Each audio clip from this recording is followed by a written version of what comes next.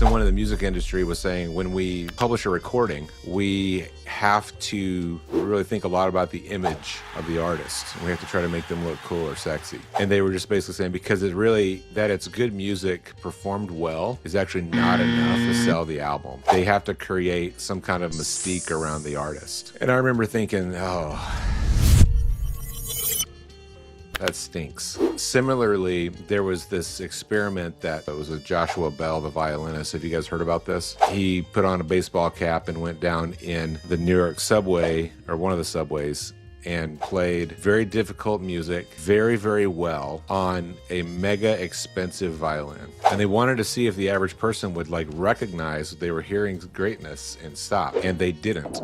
He was down there for a half hour and 1,000 people passed by and 7 paused and watched, and 1 person recognized him. He also had a cup for money, and he made $36, but 20 of it was from the 1 person that recognized him and had seen his concert the night before. And the point was, they didn't know it was a famous person. Nobody could have gone down there and played as well as he was playing, and nobody cared because they didn't know it was a famous person. So on the one hand, I hear this stuff, I think, well, that's not good. On the other hand, in the age of AI, it feels like a good thing. It feels like the fact that people want to know and identify with the artist is a good thing for artists. But it also means you got to let people know who you are. People do want to know the artist behind the art. I don't know exactly why that is, except it has probably something to do with why people wear their favorite teams and bands and whatever on their shirts.